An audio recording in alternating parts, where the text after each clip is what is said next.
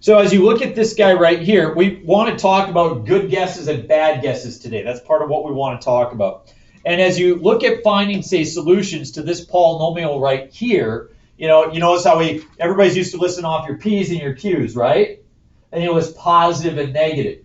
Well, DesCartes said that if you're going to have positive solutions, it's going to be equal to the number of sign changes that we see here. Okay, so in this situation, I have a positive, and notice how it switches to a negative. So that is one sign change. Then it switches from a negative to a positive. So that is one sign change. And then it switches from a positive to a negative. So that is a third sign change. So the number of positive solutions is 3.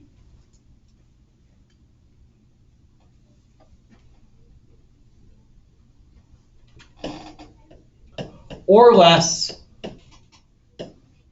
by a factor of 2. So there's 3 positive solutions or 1 positive solution. Okay? So if you see that and you're listing it off, and this is part of what you'll do on your test, would it be a good idea to guess a positive? Yeah, we know there's for sure 1. There has to be 1, which means this. If you were going to graph this on this Cartesian plane, you might have 2 that cross on the negative side, but you are for sure going to have at least 1 that crosses on the positive side. It will happen without a doubt. Okay, that's what that means for us. So how about the negative ones? The number of negative real roots, 0 solutions of P of x is equal to the number of sign changes in P of negative x, or less by a factor of 2. Okay? So instead of considering P of x, we consider P of negative x. Now the nice thing for us is we have plugged in a negative x before into our polynomials to determine. So let's take a glance at this. I'm going to determine P of negative x. And this is going to end up going quickly for you. I'm going to take my time first to make sure everybody understands it. But I plug in a negative x here, and I get a 3 times negative x cubed. Then it's minus 4 times a negative x squared. It's 5 times a negative x, and it's a minus 2. So let's look at what happens, okay? If you cube a negative x, do you come up with a positive or a negative? Everybody agree negative? So this is going to change from a positive 3x cubed to a negative 3x cubed. If I square a negative, it's going to become positive. And so it'll be minus 4 times a positive x squared. So it's going to stay the same. Minus 4x squared.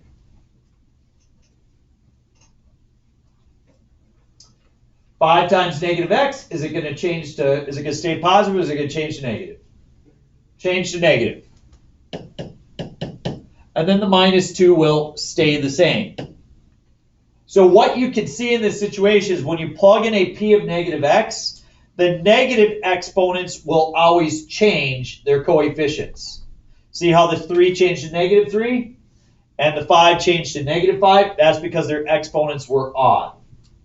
The other ones, the even exponents squared, their coefficients stayed the same. How many sign changes are there here? Do you ever change from negative to positive? No. So the number of negative real solutions is equal to 0. There are none. So the number of total real solutions in this situation, and notice we're talking about real, we're not talking just rational, so this would include things like the square root of 2. We combine these together. So suppose we had 3 positive solutions and 0 negative. That would make a total of 3 real solutions. That's one possibility, that it has 3 real solutions. meaning it crosses the axis 3 times. Or it's possible it could be 1 and 0. Now, from a theoretical standpoint, and again, I'm only going to show this once so you can get that depth of understanding, but what does that mean for us? It means the function could cross 3 times. It says that there's no negatives. So it might cross, say, like that. That would be 3 positive real. Everybody agree? Here's another option. It could also go like this. That just crosses once. See what I'm saying? So sometimes it does that behavior a little bit higher. Or maybe it does this. Maybe it does that behavior beforehand. But we know it crosses on the right-hand side either once or 3 times. That's what we're saying. Talk to the person next to you and decide how many positive real and how many negative real and how many total real does that one have. Go ahead, take about a minute and a half. Talk together. Go.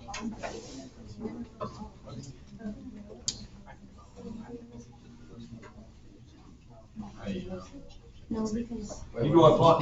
Good walk.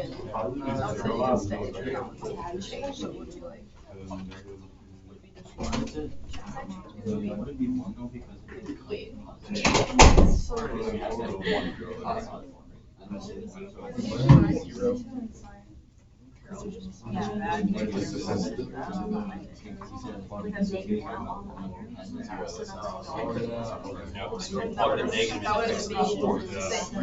negative will go away, but then you attach that one, so it will stay the same. See what I'm saying? If you plug the negative in here, you'll square it, and the negative will go away. Then you attach that negative, it'll stay the same, and minus 1 stays the same.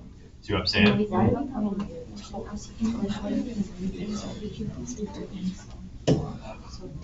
All right, let's talk about it together. How many sign changes do you see right now? There are none. There's no sign changes. It does not cross the x-axis on the right-hand side, period. If I do p of negative x, and I plug in a negative x, this is going to stay negative x to the 4th. This is going to stay a negative x squared, and this is going to stay a negative 1. There are no odd exponents, only for odd exponents that it changes. So how many sign changes are there now? None. There are no negative real solutions. So how many total real solutions do I have? None. What does that tell you about the graph? It never crosses the x-axis. So is it worth us to go through the process of finding p's and q's and solving it? No, this never crosses. It always sits below the x-axis. It never, ever crosses. Okay? So Descartes had that way of coming up with that. Pretty cool. We are going to use that. You're going to practice that today. Question? On the first example, why is it 3 or 1? Like, where's the 1 tie-in? Excellent question. So this is part of the struggle where what we really would like to have at this point is a 2-hour-long math class. But because we have, in some schools they do more of a block schedule, but because we got that 45-minute period, we got to chop it up. So it's on Monday that we would really talk about that, and this is the idea, okay? So in this situation, know how it crosses exactly. Well, do you guys have your homework? Take out your homework, because we got a perfect example right here. And go to this page right here, the rational roots theorem right here, okay? So we have something to try to set up the question that you're asking right now, okay? Now, I'm not going to go through the entire problem, but I want to reference it in case some people are wondering the same thing. It says p of x is equal to x cubed, and then we have a plus 3x squared, and we have a plus 6x, and we have a plus 4. And the solution that people came out with was x is equal to -1. And the resulting polynomial was x plus 1 times x squared plus 2x plus 4. Okay? As people look at their work, did they kind of have something like that? Now, here's the deal. Look at what happens. We have, first of all, you don't see any sign changes, do you? So you know that there's no positive solutions. We got one that's negative. So like you said, it's either 3 or 1. Why is it 3 or 1? Because when we went to solve that, that didn't factor. And what we did is we used the quadratic formula, and we got something like -2 plus or minus square root -12 over 2. Well, if there's a negative under the square root, that means it's not real, imaginary. So here's the deal. There are 3, not 3 real. There's 1 real, and there's 2 imaginary, for a total of 3. And that's part of what we'll refer to as the fundamental theorem of algebra. And it also works that because it's the plus or minus like that, anytime you have imaginary, they always come in pairs, which is why we subtract 2. See that? Okay. All right. Flip it over, or move back to our notes.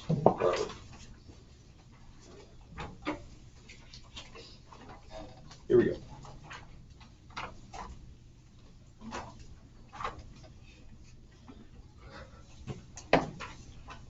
Descartes also had a theorem of upper and lower bounds. You're not going to use this that much. I just want to show you a very basic example. Suppose you had a polynomial that started out with like x to the 5th and ended up with a 48 on the end. We had kind of an example like that, didn't we? It's kind of a pain in the butt to list all those, isn't it? And you like to narrow your choices. So it's like if we start at -48 and then -24 and -16 and go all the way to +16, +24, 48. The question is, what is an upper bound? Like, when do you know that none of those would work? And when do you know that none of the lower ones would work? Like, how can we tell? Well, if b is positive and you run it through synthetic division,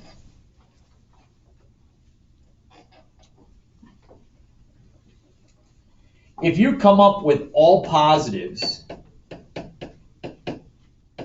and you can have a 0 in there, but if you come up with all positives, nothing that's negative, then we know that b is an upper bound.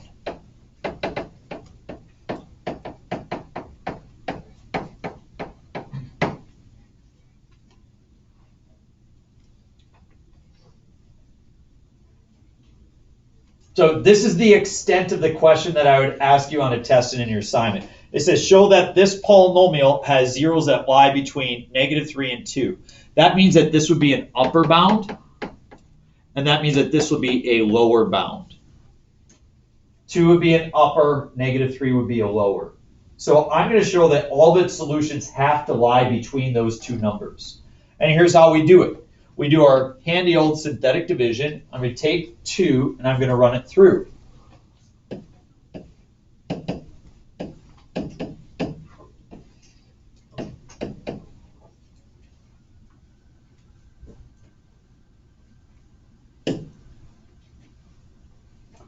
And so I drop the 1, I multiply by 2, I add and I get 2. I multiply and I get 4, I add and I get 1. I multiply, I get 2, I add and I get 4. I multiply, I get 8, I add and I get 3. What do you notice about all my results? All positive. All positive. Because result is positive. 2 is an upper bound.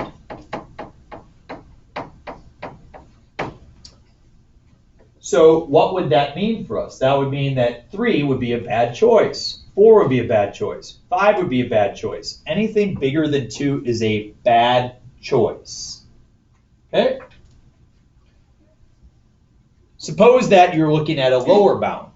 If a is negative and you divide it through and you get alternating signs, if you get alternating signs, then a is a lower bound.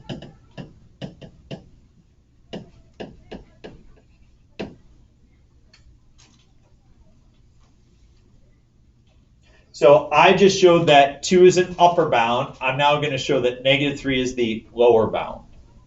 So I take -3 and drop it into 1, 0, -3, 2, and -5.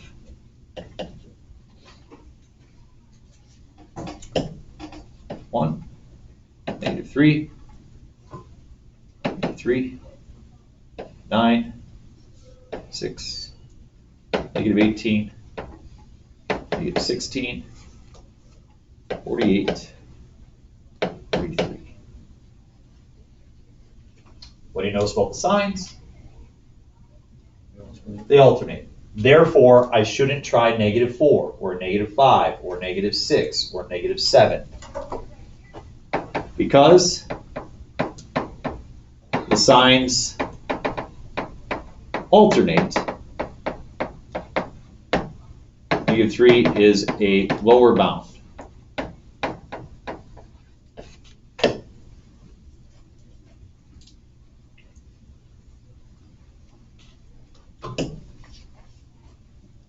We good? Okay. From a score of a 100 to a 0, talk to the person next to you. What is your personal goal for this next test? Go. What's your personal goal?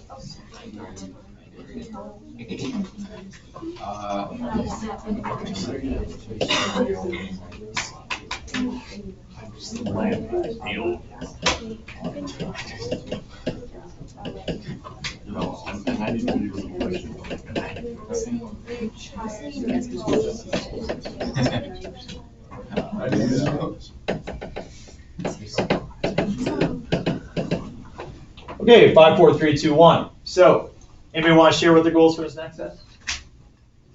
Gertie, what do you got? Like 89. 89? Okay. I believe that you are going to get a 95 on this next test. Or higher. Rassler, what's your goal? Above, just an A, so above me. No problem. Jacob, what's your goal? You can do it, dude.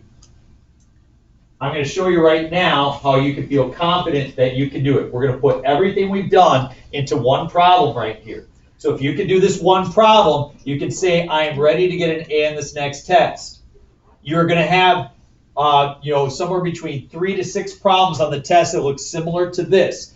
Now, this isn't all of it. We are also going to start adding imaginary components, as Hayden talked about. We're going to start adding those tomorrow and Monday. So we still need to add imaginary to this, but then that will encapsulate all the stuff that we are learning. Find all rational solutions to this polynomial.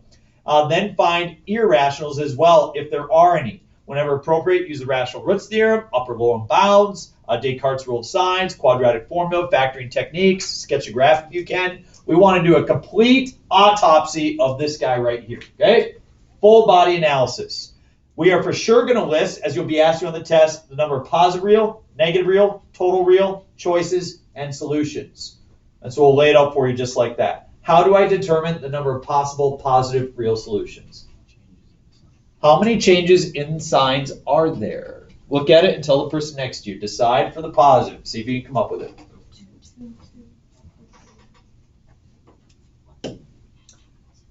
It starts to switch from positive to negative and then negative to positive. There are 2 or 0.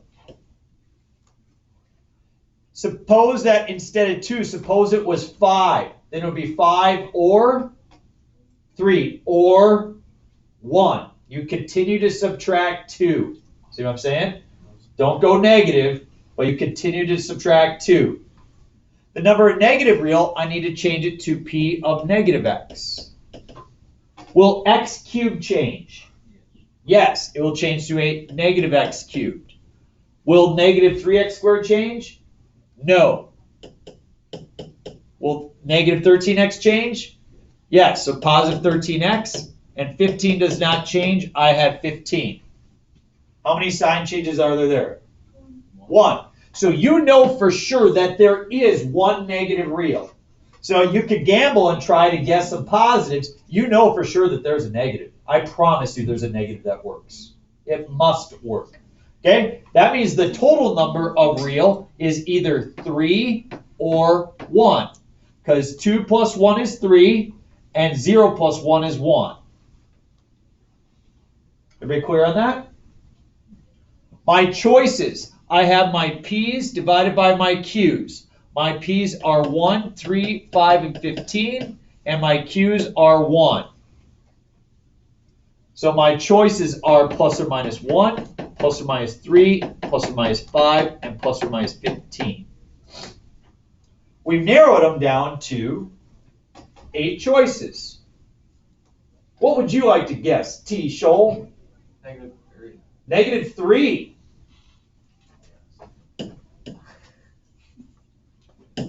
And so we will try -3. I put a 1, a -3, a -13, and a 15.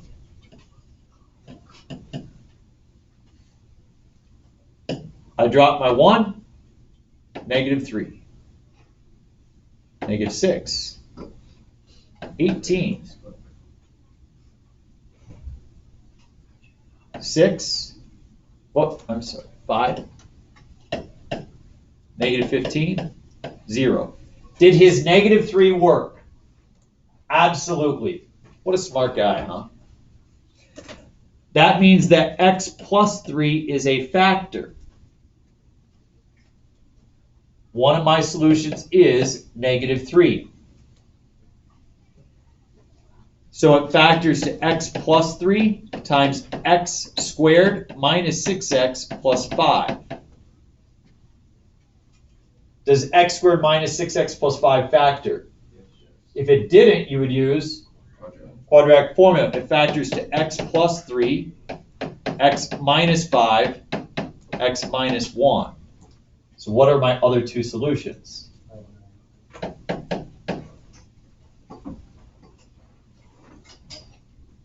Some people don't like chocolate, and I respect that, but they got to understand why chocolate is amazing.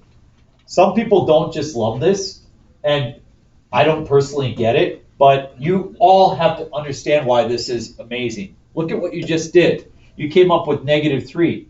That is your one negative solution. You came up with 1 and 5.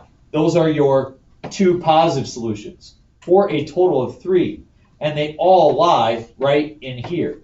Look at our diagnosis. It worked out perfectly. That's pretty cool. Could you graph it? Yeah.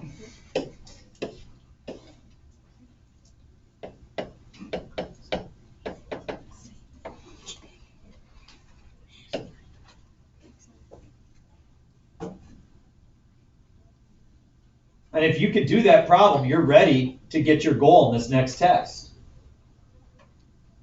This is an awesome test to do well on.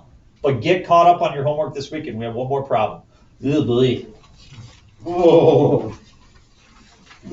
What did I just do?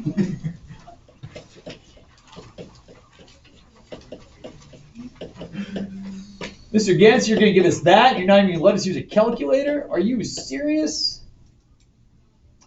I'm serious. Because you're the best of the best. You're the smartest of the smartest. In you lies our hope for the future.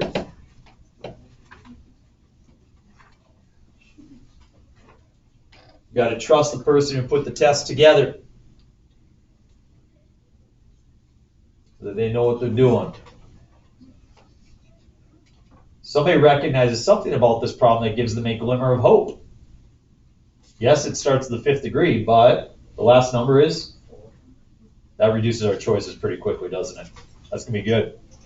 I know that the number of positive real, how many sign changes are there? See if you can do the positive real, negative real, and total real. Figure that out with the person next to you. Take a minute and a half. Go. 4, 2. 4, 0. 4, 0.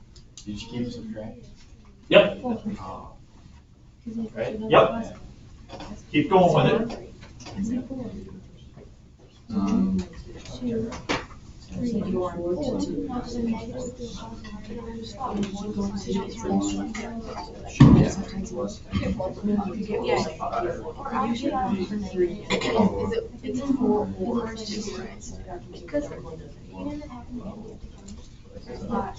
Total is 5 or 1.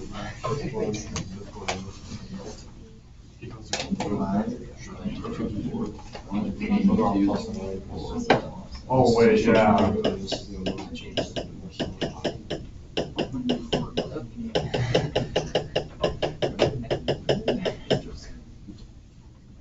So you don't have the total? Just because it's so tweak out. Oh, it's just the negative changes. It's just So it's not the ones that change. Okay, so I've got 4 or 2 or 0, and then I've got 1 negative. We all good with that? So that means that my total real are 5 or 3, because 2 plus 1 is 3, or 0 plus 1 is 1. So either crosses 5 times, 3 times, or 1 time. What up? How did you get the 2 and the 0? So do you see how I got the 4? Yeah. Then you got to subtract 2 each time. Because what that means is this thing, it says it crosses here once. So it's a 5th degree, it might look like that, which means there would be 1 real and 4 imaginary. So that would mean 0 real. Or maybe the graph looks like this, which means it crosses once here and twice there, and then 2 imaginary. Or maybe the graph looks like this, where it crosses once on the negative and then 4 on the positive. You don't know which one it is. So that's why you have to subtract 2 each time to account for the imaginaries, which we haven't talked about yet because we talked about them Friday and Monday, which is why we want a 2-hour class today, not a 40-minute class today. Does that help a little bit? Yeah. Okay. All right, so we go to work. My choices. Oh, wow. Mr. Gens was nice on this one. I've got plus or minus 1, plus or minus 2, and plus or minus 4. So I've only got 6 choices. What do you want to start with? Negative 2. Wow, man. Nobody wants to go with 1? I like 1. Like 1? Like you can do negative 2. I'm going to invoke, I would just to give you guys advice on the test, I would always start with 1. You know, just as the person who wrote the test. Annalise got me. She's saying, thank you, Mr. Gates. It doesn't mean that 1 works every time, but notice that I'm not letting you use a calculator, and this is a time test. So I'm trying to make things reasonable as well. 1, 1. Why is it smart of Brody? We all know he's very smart. Why is it smart of him to choose negative 2? Find the 1 negative first. Yeah, he knows that there's 1 negative. Like he knows for sure. He knows we're taking a slight risk at looking at the positives.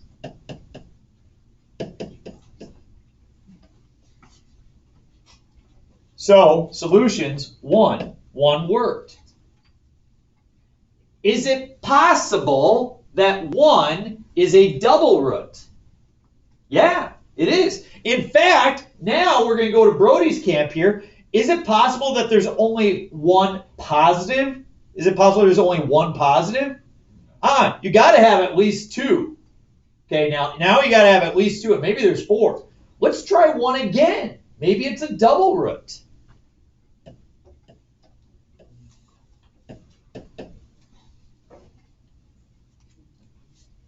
I drop my 1, I multiply, I add, I multiply, I add, I multiply, I add, I multiply, I add. Did 1 work again? It did, so it is a double root.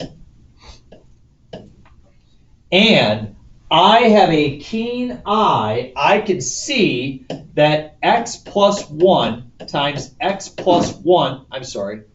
Blah, blah, blah, blah, blah, blah, blah, blah, blah, blah. Stop that. X minus 1 times x minus 1, we already have those as factors. And I see something here. I've got an x cubed minus x squared minus 4x plus 4. I know it's a cubic, so I could go back and use the rational roots theorem, but I could see that factors by grouping, doesn't it? And I personally think that factoring is the most efficient way to proceed if you can. So I'm going to factor that guy right there to figure out my last solutions here. I'm going to switch this to add the opposite. And so I have my x minus 1, that'll be a quantity squared, times, it's going to be an x squared times x minus 1. So I factored the x squared out of that. What do I factor out of my next piece? Negative 4. And I get an x minus 1. Now our common factor is x minus 1. Turned out 1 would have worked not twice, but 3 times. So I have an x minus 1 cubed times x squared minus 4. And the x squared minus 4 factors to x minus 1 quantity cubed times x plus 2 times x minus 2. And so we have solutions of 1, 1, 1, 2, and negative 2. So you were right. Negative 2 did work. And I have a triple root at 1. And as you look through here, I have 4 that are positive. I have 1 that is negative. I have a total of 5 real, and they all come from there. To finish this off, really quick, sketch a graph. What does it look like? What does it look like?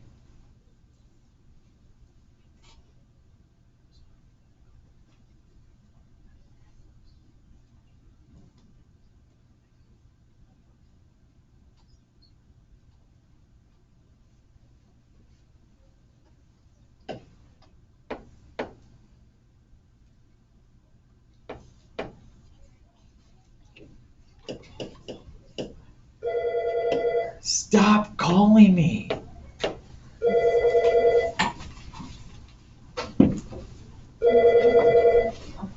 Kansas room, we do math. That's what they did.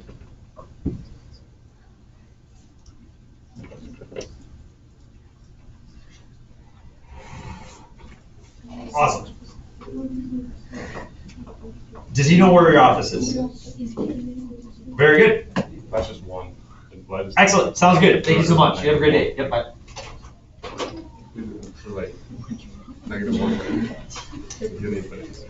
And so I'm going to draw my graph. It is a 5th degree. It goes through negative 2, and then it has a triple root at positive 1, and then passes through positive 2. I'm looking for something about like that.